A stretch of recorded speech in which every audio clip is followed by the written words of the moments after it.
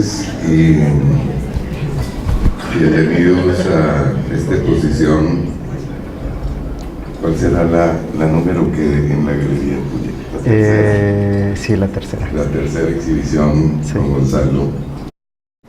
Voy a recordar algunas cosas que me sucedieron, cómo lo encontré o cómo de repente se me cruzan en el camino algunos talentos. Resulta que la ciudad de Querétaro me empezó a intrigar mucho porque tiene un índice expansivo de crecimiento impresionante. Bueno, todo el Bajío, la parte de León, la parte de Guanajuato, Aguascalientes, están creciendo como un 10% cuando la economía crece en el resto del país, al 2 o el 3%. Entonces, cuando crece una economía, se cambian las reglas del juego y sobre todo aparece un recurso que se llama cultura. Querétaro, bueno, por cuestiones de tiempo y de historia, pues es reconocido por todos, pero bueno, era un apéndice que estaba ahí y que no destacaba mucho en la aportación del arte a nivel México.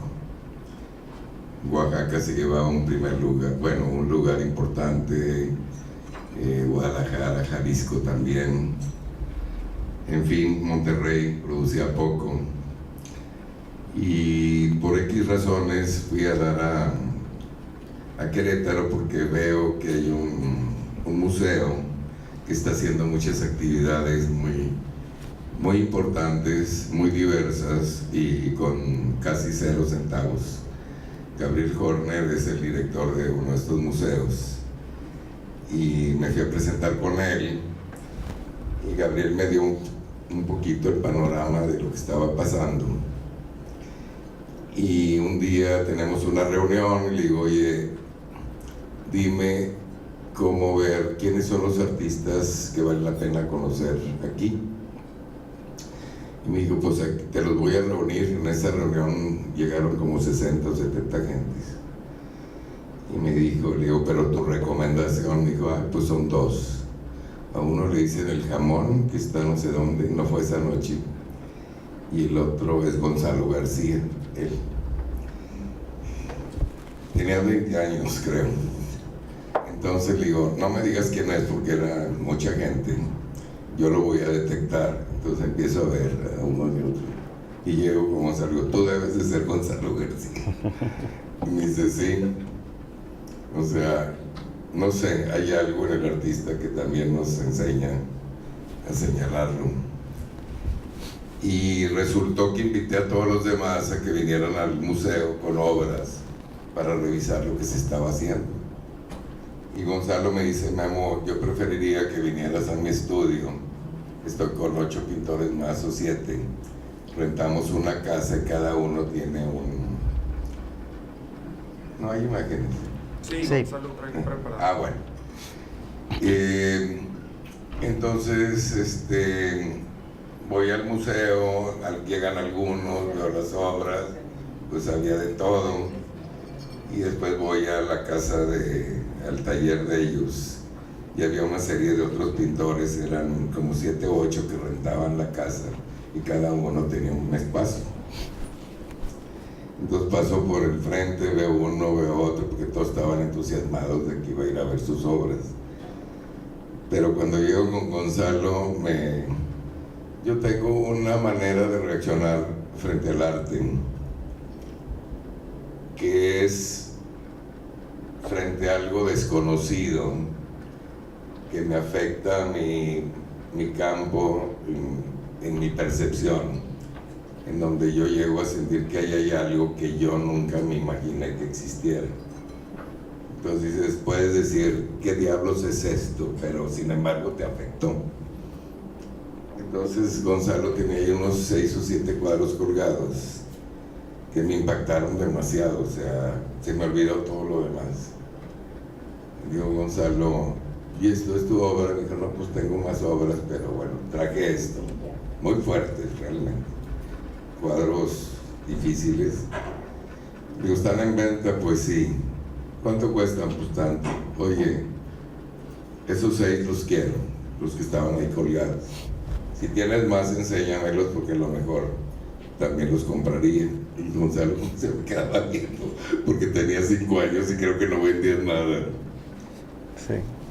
Así es el arte que tiene estas consideraciones siempre está al margen de un público, lo choquea, el público no sé si se siente inquieto porque le cambiaste las reglas, pero el arte se trata de eso.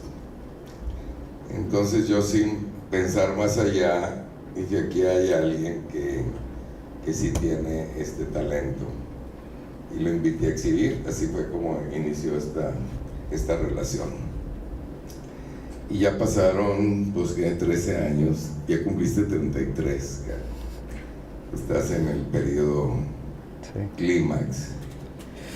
Y después me enteré que Gonzalo estuvo en una escuela muy rigurosa. Bueno, le tocó un maestro muy riguroso en sus estudios en San Miguel Allende, en donde él se entrenó mucho sobre el grabado.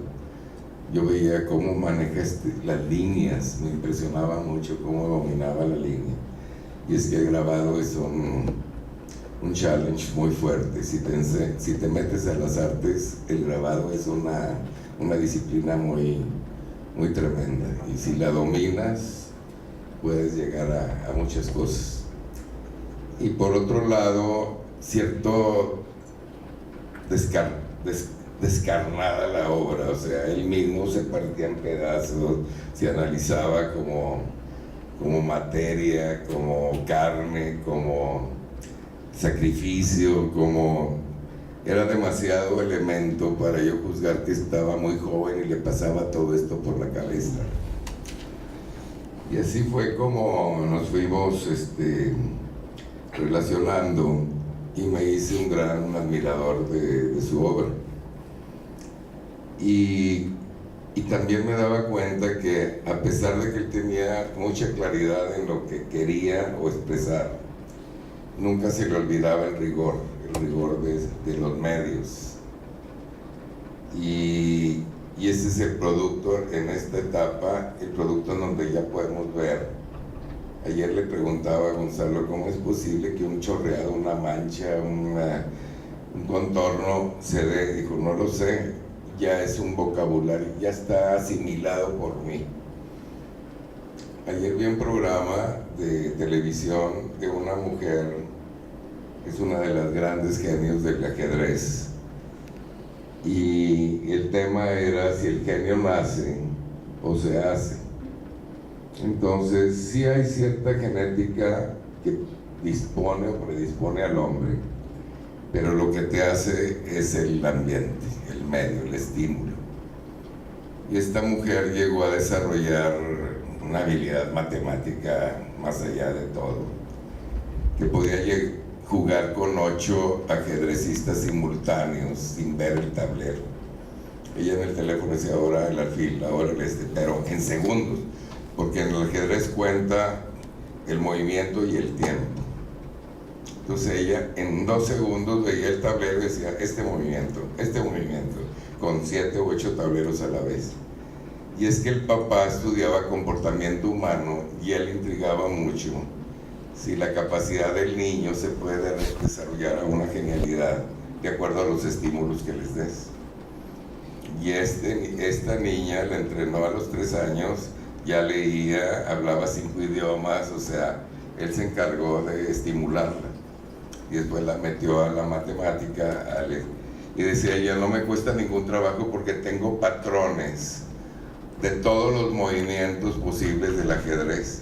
Entonces, si hay un movimiento aquí, yo inmediatamente la respuesta no la pienso, ya tengo la que debe de ser.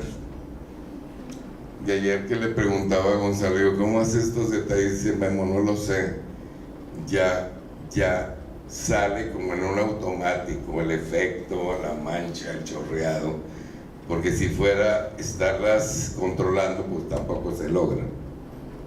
Eso es también algo que en el arte nos debe de conmover, porque no nada más es el contenido, ni el tema, ni nada, es esta destreza humana en donde se demuestra que está como frescura y control y disciplina, decisión, etcétera, que casi coincide con todos los grandes creadores o los grandes pensadores. Además, romper un poco las reglas, o sea, un poco o mucho, porque muchas veces el artista sabe que lo que está tocando no es tan bienvenido por un público y sin embargo no puede dejar de hacerlo. Bueno, voy a hacer una pequeña semblanza.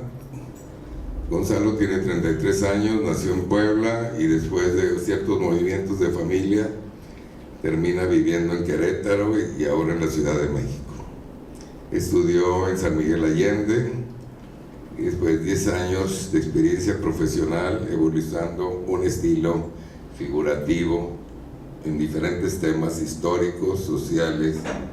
Ha tenido 7 exhibiciones individuales y 20 exposiciones colectivas en Querétaro, en Guadalajara, en Suecia, en España y recientemente en Nueva York.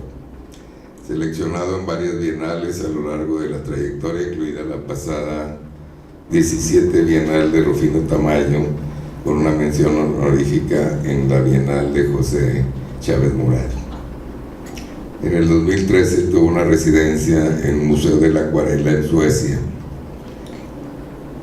Nos escribíamos, él se fue a Suecia con esta beca, y yo le decía en Gotemburgo, y decía, bueno, que estos paisajes helados y grises, ¿qué te pasa a ti? Y él estaba en el oficio de la acuarela. Cuando regresó me enseñó todos los trabajos y bueno, personajes de la ciudad, atardeceres, barcas que estaban por ahí, impresionante, porque sí realmente se dedicó a no crear, sino a dominar la acuarela. En el 2015 realizó en la ciudad de Querétaro un proyecto, y yo fui a la inauguración del Museo de los Conspiradores, en donde lo nombran a él como cabeza de un proyecto muy ambicioso, y contrata a 10 artistas, y él se pone como uno más, pero el proyecto era tiempo y todo un espacio impresionante y él lo dirige. Eso también me dio una visión de él como de liderazgo. Bueno, y actualmente está con la beca de Jóvenes Creadores por segunda ocasión en la disciplina de pintura y próximamente estará en Los Ángeles en una exposición colectiva. Bueno, Gonzalo,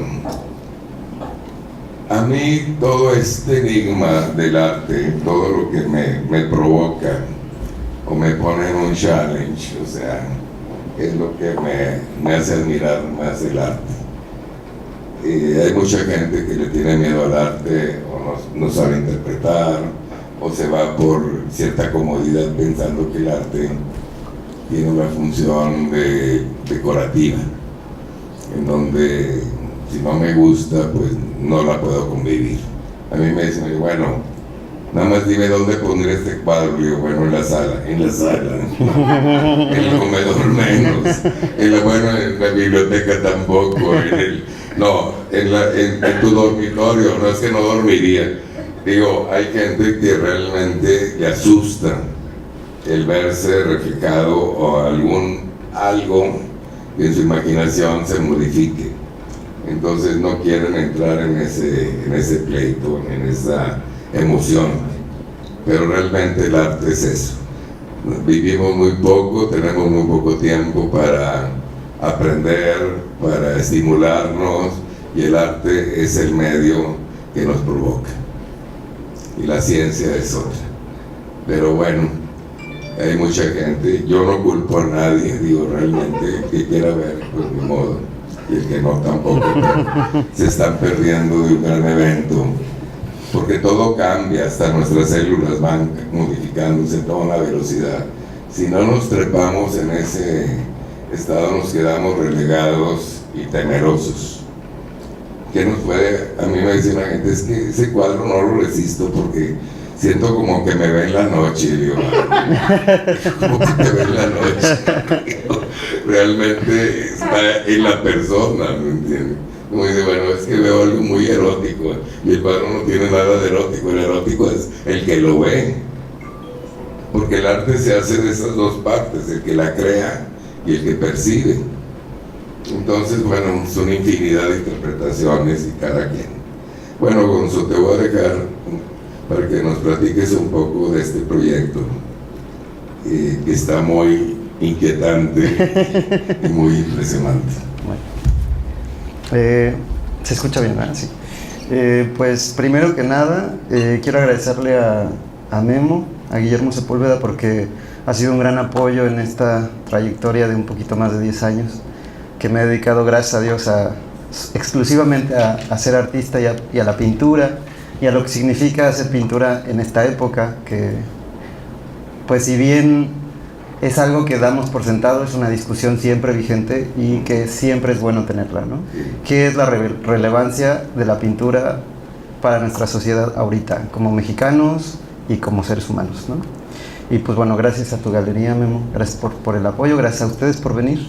Les traje una pequeña presentación para explicar un poquito cuál ha sido, pues sí, como desde su gestación hasta ahorita, cómo ha sido un trayecto. Pues no es algo que sucedió porque yo lo planeara, es algo que me llegó y que he ido desarrollando ya unos 3 años más o menos. Entonces, bueno, de hecho, un poquito que lo que decía Memo del proyecto, les quiero platicar esto de los murales. Es un proyecto que se llama el Museo de los Conspiradores. Yo no soy muralista y de hecho Querétaro es una ciudad extraña porque no tiene murales de la época de los muralistas, ni mucho menos. Tiene un par de murales posteriores, como en los 80s, pero solo están en oficinas así burocráticas y no son abiertas al público. Y este es un proyecto único para Querétaro de pintura mural, pero o sea, el proyecto no era pintura mural de autor, como la que conocemos de Diego Rivera o Siqueiros o Orozco, es más bien un museo. Entonces la idea de los murales es que fueran didácticos, para que tú aprendieras un poco de la historia de México y de cómo se fue desarrollando desde la Revolución Francesa hasta la independencia, digamos, nuestra situación de México independiente. Entonces, estas son un poco de las imágenes del proyecto de los murales que realicé en el 2015 y que duró solo 8 meses. Eran 300 metros cuadrados, 4 salas completas, fue una situación de locos. Casi nos matamos entre todos los artistas, pero sobrevivimos. Y pues bueno, les pongo esta imagen porque cada una de las salas tiene una temática y la última temática de este museo se llama El surgimiento de una nación. Y esta es una imagen de una de las portadas de la Constitución de Cádiz que representa a los dos mundos, digamos, ¿no? Al continente americano y específicamente a la Nueva España, y del otro lado a la España, que es esta mujer más neoclásico con la corona y todo. Y si se fijan, pues están agarradas de las manos, hay dos mundos que los unen como una sola órbita. Las dos columnas de Hércules también es el non plus, y eso significa el plus ultra, que significa la unión de los dos mundos. Y la idea de este mural es justo ejemplificar eso, cómo estábamos unidos al continente viejo, pues, y que ellos querían, pues, unificarnos, que todos trabajáramos para un mismo sentido de la España o de la patria. Y me obsesioné mucho con esta idea de cómo es que la percepción que teníamos de una representación como una mujer salvaje de la América venía más bien de Europa, y cómo nosotros la adoptamos y después la conservamos para hablar de, por ejemplo, en la época de Porfirio Díaz, pues de una noción de patria, digamos, ¿no? Entonces me obsesioné muchísimo con esto, y mucho fue a raíz de que los murales requerían de que yo hiciera una investigación también histórica, y me encontré con este grabador artista que se llama James Rilray. Es inglés, pero habla mucho le tocó justo la época de la Revolución Francesa y hace muchas caricaturas como de denuncia social. Y me obsesioné con él. Tiene esta manera de abordar temas sociales, pero de una manera muy iconográfica hasta cierto punto. Esta mujer con el gorro frigio representa a la Francia, para la Francia revolucionaria, y le están cocinando un bebé, no sé si se fijan en la parte izquierda, y ella pues está devorando pues a estos franceses revolucionarios que pues son sus hijos, ¿no? Digamos. Y me obsesioné con esta idea de cómo para James Gillray la Revolución Francesa se había cobrado más vidas que la monarquía en esa época. Y nada, me pareció que mi trabajo siempre habla un poco de conectar situaciones tal vez de otro tiempo, porque he abordado, por ejemplo, uno de los proyectos del FONCA que me tocó desarrollar era los grabados de Goya, los desastres de la guerra, con la violencia en México del 2012 a la fecha. Y pues uno pensaría que tiene que ver los desastres de la guerra de Goya con eso.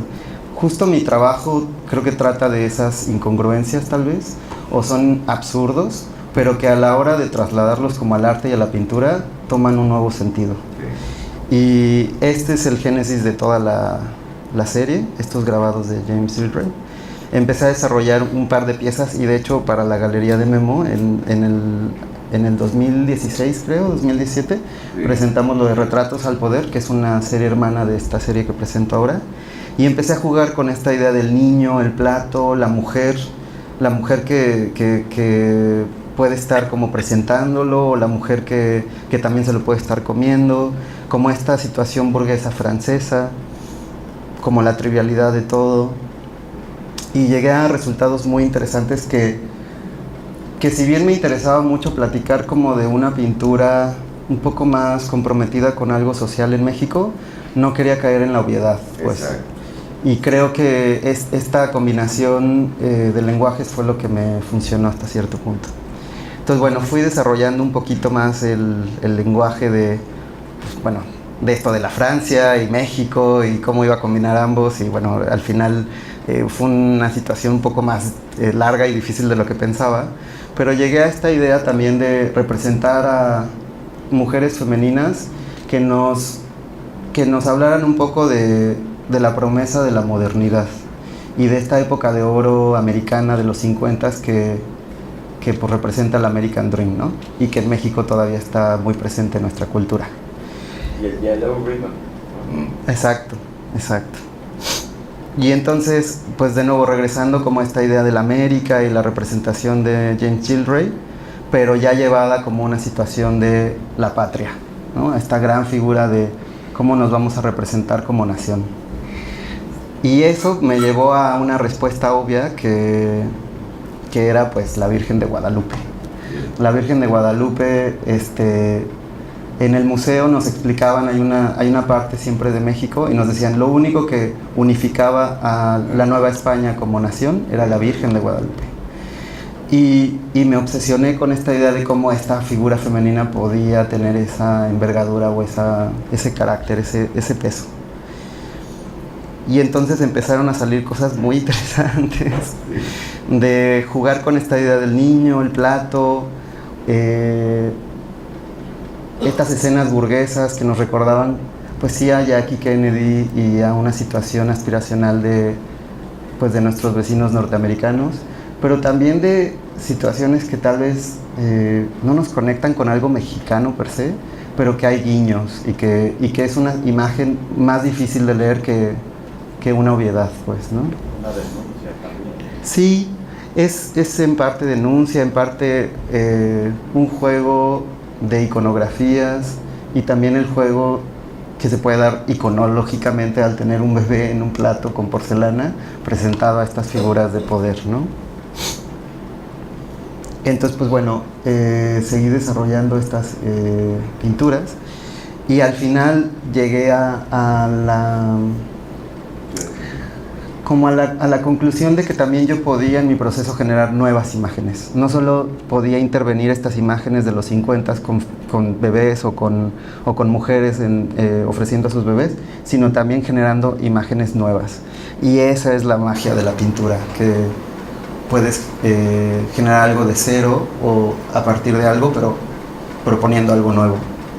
Y pues bueno, esa es la idea de esta figura. Este es una especie de collage. La parte inferior es una escena de Lady Di yendo a un funeral. La parte de arriba es el funeral de John F. Kennedy. Quiero nada más sí. interrumpirte.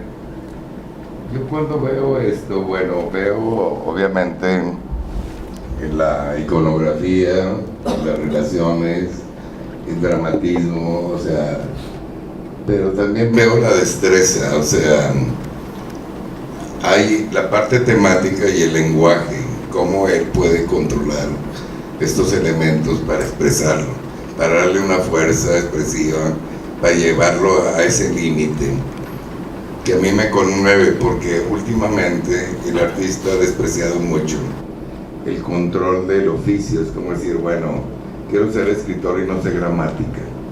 No, es imposible.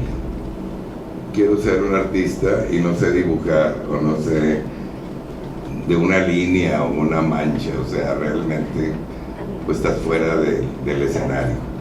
Entonces yo veo estas dos correspondencias, la originalidad, lo que nos quiere decir y la manera en que lo expresa, que es muy a la par, o sea, su intención se suma a la manera en que la realiza. Y pues bueno, creo yo que platicando estos días con Memo y con amigos, me preguntaban como el por qué, ¿no? O sea, ¿por qué Jackie? ¿Por qué la Virgen? ¿Por qué? Y muchas veces en la pintura, más que un porqué o un camino trazado, es una búsqueda.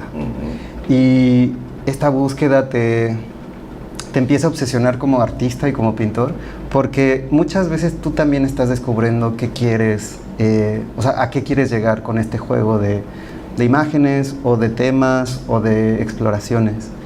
Y siento que de manera orgánica, y genuinamente lo digo, así fue como sucedió. Es decir, lo del museo me dio pauta para explorar ciertos temas, pero que me llevaron a otra cosa y que sigo descubriendo por qué lo hago y también por qué estas imágenes deben de existir, digamos, ¿no? O sea, por qué estas imágenes deben de generarse y generar nuevos discursos, como por ejemplo en este caso es un tríptico, son 3 mujeres, es una virgen, pero también es una bandera.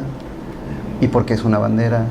Y el asunto del artista es también como un medio para llegar a este tipo de lenguajes, pero que al final el espectador también redescubre de otras formas, pues. Y eso es lo interesante de la pintura, que no se queda solo como en el creador, sino también en el espectador, que decías ahorita eso, ¿no? Esta obra me impactó mucho porque el arte evoluciona y cambia, y yo siempre estoy esperando, no la maduración, sino el momento en que el artista ya controla de alguna manera su lenguaje y sus medios. Cuando vi esta obra, dije, esta obra es de una trascendencia brutal, porque pues, está hablando de todo, el resumen de todo lo que está diciendo, o sea, verde, blanco y rojo.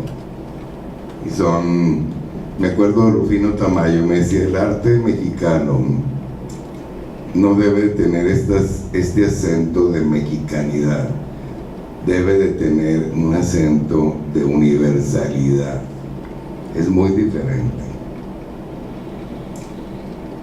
A veces la gente pretende ser como internacional, aliarse a las tendencias del momento. Eso es una copia falsa, es un seguimiento. Partiendo de nuestra idiosincrasia, de nuestra sensibilidad, de nuestro entorno, la condición es estar aportando, pero en un lenguaje en donde el mundo lo puede interpretar. Es como la música. La música no tiene una nacionalidad. Entonces yo creo que cualquiera de estas imágenes donde estén expuestas van a tener una lectura. Ahorita he estado leyendo mucho a un filósofo francés que se llama Georges Didi Huberman. Me lo recomendó una amiga del Fonca, de hecho. Y él habla mucho de esta imagen que tiene cenizas, dice que las imágenes en la historia tienden a desaparecer, ¿no? Y pone el ejemplo de los nazis, de cómo mucho del esfuerzo de los nazis era desaparecer todo el registro una vez que salió todo, pues todo el destape de toda la situación que estaba pasando, desaparecer las imágenes para que no haya registro, porque el registro para nosotros es la evidencia de que existió algo, ¿no? Y entonces, por cada imagen que vemos, por ejemplo, el Holocausto, hay 10 que no están. Y entonces esas 10 que no están se quemaron. Y por eso son imágenes que tienen cenizas, porque por cada testimonio o documento o imagen que existe, hay muchas que no. Y me gusta mucho esta idea de la supervivencia de las imágenes y de cómo estas imágenes, por ejemplo, que yo abordo de los 50, las puedo traer a valor presente, reconfigurarlas y que tomen otro sentido.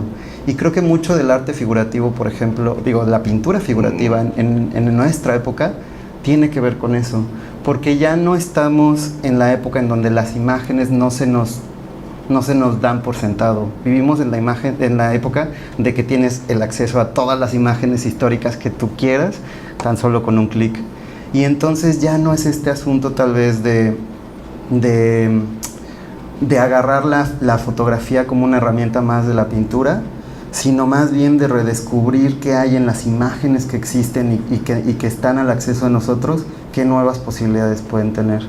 Y creo que mucho de mi trabajo, al menos actualmente, pero creo, y eso lo platicaba con Memo, ahora creo yo que la obra con la que me conoció, que eran estos autorretratos, tiene todo que ver con la obra que estoy generando ahora, y por fin lo puedo ya como descubrir y asentar. Fíjate, Gonzo, hay una premisa que yo uso mucho para sentirme que aquel empate que yo tengo, empatía con un artista o con un talento, me da cierta seguridad, porque es un riesgo decir, aquí hay un talento y hay un proyecto y hay un futuro, y se llama congruencia. O sea, la manera de pensar, la manera de vivir, la manera de actuar, la manera de expresar, me da a mí una seguridad de campo. O sea, digo, esto es congruente.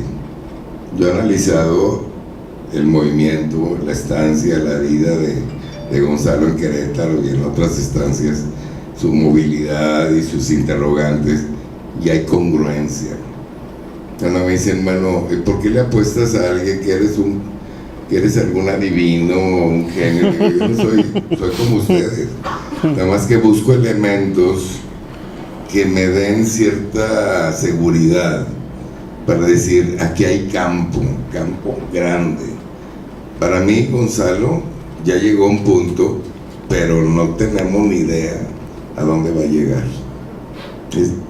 Gonzalo, vas a ser uno de los grandes de México, te lo digo en serio, porque yo en los 10 o 12 años que tengo de conocerte, siempre me has sorprendido, y además tienes una inteligencia conectada con la tierra, un estado de sobrevivencia, vives con dificultad, o sea, no te escapas a la realidad de todos los demás, ¿me entiendes? Sin embargo, hay congruencia. Ese es un elemento que nos da a nosotros una visión o una perspectiva del porvenir. Y bueno, también he pensado mucho en cómo el artista necesita también como este tipo de apoyo, como en mi caso, por ejemplo, tuyo, del galerista, y de un amigo, porque muchas veces, y como bien dices, el artista vive dificultades, necesita siempre como un impulso que te ayude en estos momentos difíciles en donde tú quieres tirar la toalla, porque todos lo hemos vivido y todo el que se dedique a las artes con mayor razón lo sabrá.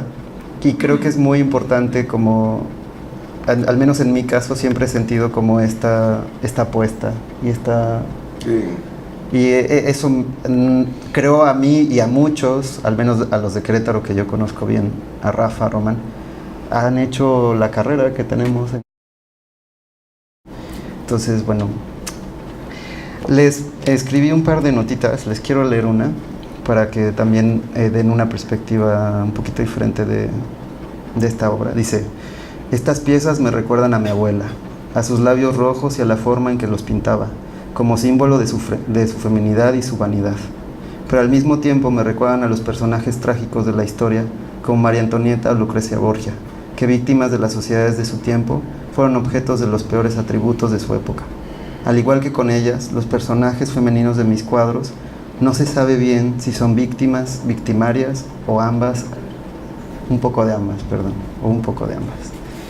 Y Yo descubrí en el tiempo que había una figura importante en la vida de Gonzalo, que era su abuela, una mujer extraordinaria, guapa, no sé, estas mujeres que tienen algo más. Y yo creo que él siempre la amó y fue un sostén o una relación muy fuerte. Cuando murió yo pensé que Gonzalo se me iba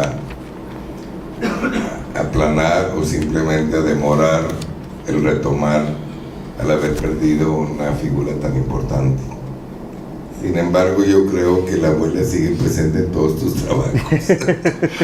La reanimaste y le diste vida, porque yo creo que, mira, Gonzalo, yo creo que un día le pregunté a Tamayo qué era lo que pretendía un artista en la vida, ya cuando estaba muy anciano.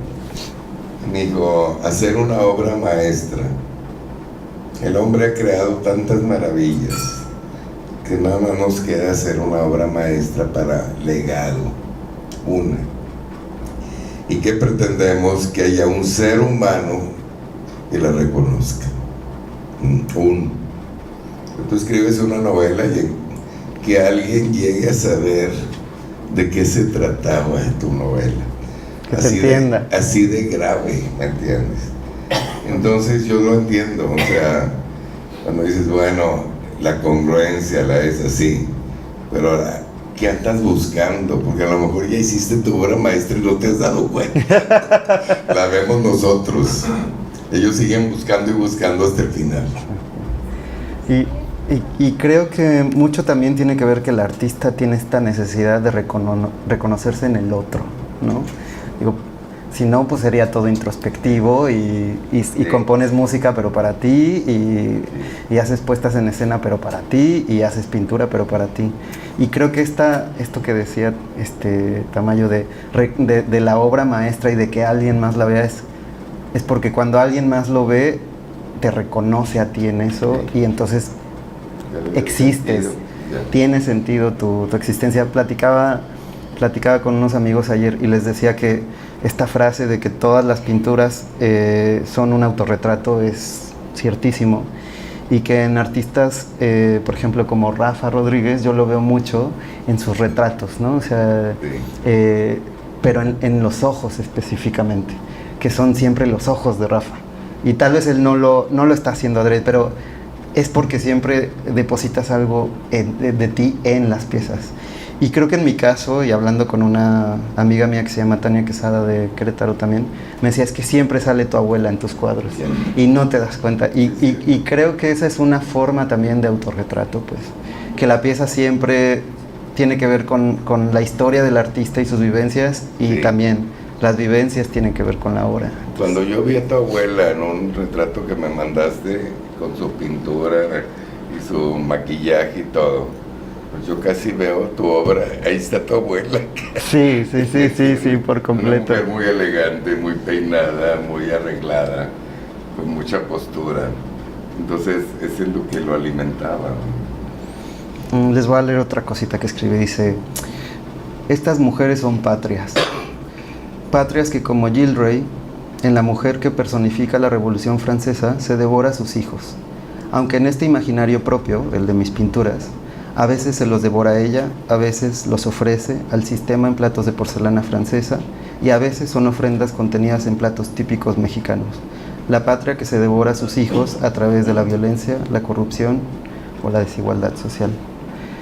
Pero al final también creo yo que la pintura es más que eso también, que trasciende y que la obra existe por sí misma y comunica por sí misma. Así es. Como lo que decía Roscoe, ¿no? De no hay nada más insoportable que el terminar un cuadro, porque entonces le dejas a él la responsabilidad de su propia existencia, ¿no? O sea, de que merece existir, ¿no? Exacto. Entonces, pues me gusta esa idea de que una vez que terminas la obra, se vuelve algo, Así es, Gonzalo. algo propio, independiente del artista. Trasciende el contrato, la época, llega a tener una existencia propia, ¿me entiendes?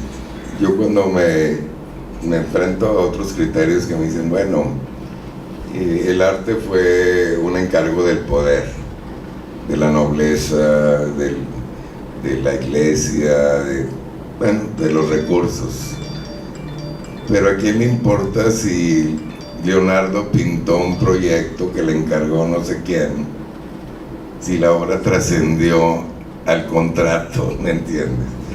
Si el bodegón aquel o no sé quién le encargó tal cosa, un Sagrado Corazón, si la obra llega a perder la función específica a la cual fue encargado, se trasciende inclusive el tiempo. Ahí es donde yo ubico el clasicismo, o sea, la condición de cuando oímos música, y bueno, ¿cuándo va a acabar la música de Mozart o de Beethoven? Nunca. Es intemporal, porque cada generación va teniendo el nivel de apropiación de esa universalidad, ¿entiendes? No se desgasta. Y me acuerdo mucho de una frase que nos decía nuestra maestra de Historia del Arte, que tú la conoces seguramente, se llama Ana Quirós, y era la curadora de la Kunsthaus de Lothar, en San Miguel de Allende, de Lothar Müller. Y me acuerdo que estábamos en una clase de pintura y nos decía a todos, pero ¿qué es lo importante de la pintura, no?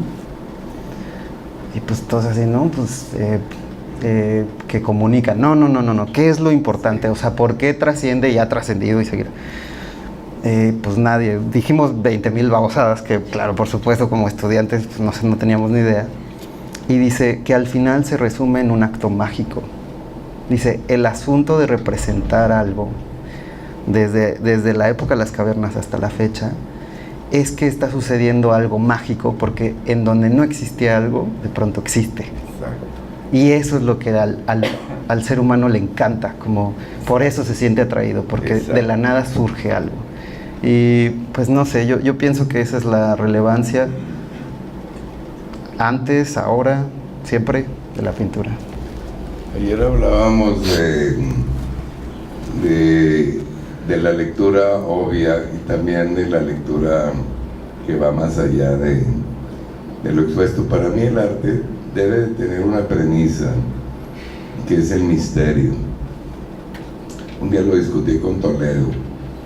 Es que no existe, le digo, no, el misterio es que la obra nos pone en una condición de no completarla. O sea, yo me acuerdo cuando me casé, me dijo Cana, mi mujer, nada más quiero pedirte que en la luna de miel no vayas a ningún museo, ni a ninguna galería, ni a nada de nada. O sea, por favor, ¿me lo prometes? Sí. Entonces me acuerdo que pasamos unos días en Acapulco y después nos fuimos a otras partes.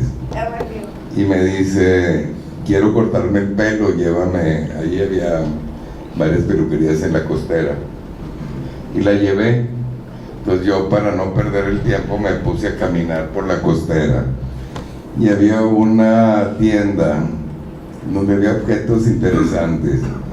Y atrás veía yo el escritorio y una mujer grande, una americana. Y atrás de ella estaba colgado un Toledo de los años 60. Y lo voy viendo y me empiezo a alterar. ¿Qué está haciendo un Toledo aquí? Y con toda la promesa me metí y le dije, oiga, quiero saber de ese cuadro. Y me dice, ¿es un Toledo? Le digo, sí. ya lo vi. ¿Qué precio tiene? Era ridículo el precio, porque Toledo era Toledo. Y yo, el corazón así, pero ¿cómo le iba a decir a Cana que me había metido? Entonces fui a recogerla y salimos. ¿Qué hiciste? No, pues me fui a tomar un café a no sé dónde. Digo, no puedo dormir y estoy con una imagen. Acabo de descubrir un Toledo en una tienda de segunda, digo, de artesanías. Ah, porque me dijo la gringa, era una americana. Es la primera vez que un cliente mío me pregunta y sabe lo que tengo atrás de mí. Y si lo quiere, se lo voy a vender en el precio que yo lo tuve hace 20 años, porque nadie ha preguntado por él. Entonces era mi única oportunidad en mi vida de tener un Toledo. Y digo, Cana, es que acabo de descubrir un Toledo. No me prometiste, le digo, es que se me apareció. Es mío, me pertenece. Bueno, quiero que sepan que lo compré, me autorizó que lo comprara. Y ahí vamos en la luna de miel con el cuadro.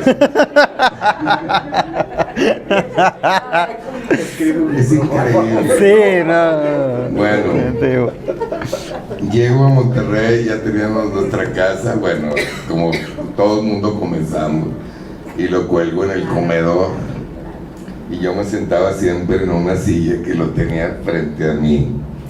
Nunca pude descifrarlo. Yo decía, ¿qué es esto? ¿Por qué lo hizo? Todos los días yo ahí desayunaba y comía y cenaba y veía el cuadro. ¿Qué misterio es esto? ¿Cómo es posible que no lo puedo adivinar? ¿Me entiendes?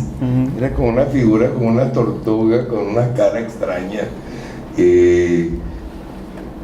Es la representación del misterio, ¿me entiendes? No puedo concluir lo que tiene el tipo en la cabeza o qué hizo. Pasaron 22 años y yo con el cuadro enfrente y no lo podía decir. No podía decir, qué hermoso, o ya tengo un Toledo maravilloso. No. Ausente de todas estas interrogantes estaba el misterio. Hasta que un día alguien me dijo, ven, véndeme tu Toledo. Yo, bueno, hay otro idiota igual que yo que lo puede apreciar o lo puede tener, y lo vendí. Pero me ha dolido toda mi vida porque era el challenge diario que yo tenía frente a la interrogancia de por qué estamos aquí. Eso es algo maravilloso, o sea, no hay dinero que pague eso, ¿me entiendes? Todavía no sabemos por qué estamos aquí, por qué estamos vivos, de qué se trata esta vida, y el arte te lo está impulsando, te está dando pistas, Nara. ¿Me entiendes? ¿Cómo pagas eso? ¿Me entiendes? Ahora la gente, ay, le tengo miedo a este cuadro. Digo, si esa es la función del arte, despertarnos, meternos en territorios ajenos, adivinar otras cosas, poner en cuestión lo que creías. Mira, publiqué algo de Gonzalo en mi Facebook y me empezaron a atacar de unas áreas. ¿Qué era eso? Y que la sangre, y que digo, ¿qué está leyendo este tipo? Pero allá adivino al hombre, al mundo, ¿me entiendes? Que no ha pasado de que algo que te interroga o que transgrede tu condición es el futuro, ¿me entiendes? No, simplemente algo que no entiendes lo agredes, porque no lo entiendes. Por eso, pero precisamente cómo va, si cada célula está muriendo cada segundo y tú estás siendo otra persona, ¿cómo no lo puedes ver en toda la dinámica del universo? Es movimiento, es transformación. Para mí el mundo se crea cada segundo y se destruye cada segundo, se recrea. Y el humano, a eso hemos llegado a la civilización, a los challenges. Si no, no podríamos salir de este mundo. La evolución. Claro. La solución a problemas desde ambientales a existenciales, a lo que quieras. Pero tienes que abrirte. Claro. Nos cuesta mucho. O ¿O te qué mueres. O te mueres. o te mueres, o vives muerto. Sí, en la mediocridad. Es que tengo miedo porque las reglas y la sociedad y la impuso. Oye, ¿y tu individuo? Claro. ¿Qué demanda? ¿Qué necesita? Claro. ¿Me entienden? No es una transgresión vulgar, no es ir contra la corriente, es reconocer al individuo y esas particularidades del ser, sobre todo el ser creativo, porque nos lo representa. Todos tenemos imágenes y condiciones, no, pero hay alguien que nos los pone enfrente. Fíjate, Gonzo, él me pintó un retrato. Hace muchos años yo andaba en Querétaro. Dijo, Gonzo, quisiera ver cómo me ves a mí. A mí no me gusta que me retraten los artistas, porque me ven de mil maneras. Pero sí estaba con una intriga de cómo me vería él. Y total, andábamos en Querétaro y él traía una camarita, yo veía que me andaba persiguiendo. Y de repente hay una reunión en mi casa y viene Memo, te traigo tu retrato. Y me hizo llorar, realmente. Nadie en mi vida me ha sacado el alma. Y me vio en un momento en donde yo frente a una obra de arte, yo hago gestos, pero yo no me veo a mí. Y él me lo captó. Es una pieza maestra, ¿eh? No por ser yo el argumento, pero si algún día yo diría, ¿quién soy yo? Me viste el alma. ¿Cómo pago eso? Realmente vivimos con nuestros hijos, con nuestra familia, con los amigos. ¿Quién te conoce? ¿Quién sabe quién realmente eres? Y viene un artista y te saca el alma. Cuando los retratos me encargan y dicen, ay, es que no me parezco, y el peinado y el maquillaje. No, güey, te están viendo el alma. ¿Quién eres internamente? No nacimos para algo, uno elige, ni modo. Y en esa elección es donde vas encontrando en el camino mil dificultades, pero también aciertos. Y de eso se trata esto, ¿eh? El éxito, la fortuna, el premio, la medalla es parte de tu apuesta, ¿me entiendes? Yo creo que todos nos merecemos muchas cosas, ¿eh? Pero siempre que no claudiques. Y por otro lado, romper las reglas, añadirle 1 milímetro a las condiciones del mundo es una aventura mayor, ¿me entiendes? ¿Qué no ha hecho el hombre en la historia para venir y darle una realidad mínima diferente? Es una aventura, ¿eh? y no puedes escapar de ella. Si haces el pacto, te tocó. Sí. Bueno, Sí. pues muchas gracias y creo que nos sentimos muy complacidos. Yo ayer le comenté, yo cuelgo las exposiciones y me quedo encerrado y veo las obras y las distribuyo, pero ayer me sentí muy nervioso para colgarla, porque le digo, Gonzalo, me pusiste en un challenge, me acordé de los nazis, estas figuras de la SS, elegantes, con unos abrigos de piel, todo impecable, las botas, la presencia del poder que nos atrae a todos, o sea, nada más que a la misma vez la repulsión, porque sabes que te van a traer para matarte. ¿Por qué eliminaron a tantos judíos? ¿Por qué no se rebelaron 15,000 judíos frente a un nazi? Porque estaban embelesados con el poder, y el poder te aniquila. Yo tenía una amiga que me decía, Memo, no te juntes con gentes del poder, Porque aunque te den galletitas, si te llevan a la cama, te van a matar. El poder te mata. No juegues con el poder. No tiene otra alternativa. Y es cierto, estamos seducidos por la corona, el brillo, la sociedad, y queremos ser iguales. No, no te metas, porque te aniquilan. Y eso es también uno de los mensajes de esta exposición. Porque está el glamour y está el precio. Esta vemos a una Jacqueline hermosa. Yo fui un fan de Jacqueline. Llena de sangre. Jacqueline venía de Francia, era la aristócrata que Estados Unidos nunca tuvo. Le hicieron una noble, pero ¿qué precio pagó? Después veo a la otra, la americana, Grace Kelly. que fue a ser princesa en Mónaco y pagó el mismo. Son los dos elementos que combinan. Y después la otra Lady Di. Te sales del canal Death, muerte. A ella la mataron porque se salió del esquema y él lo está tocando.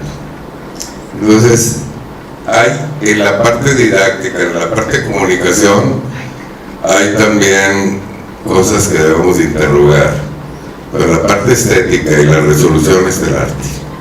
Va a pasar el año y a nadie va a saber quién es Jacqueline, pero va a quedar tu obra. Muchas gracias.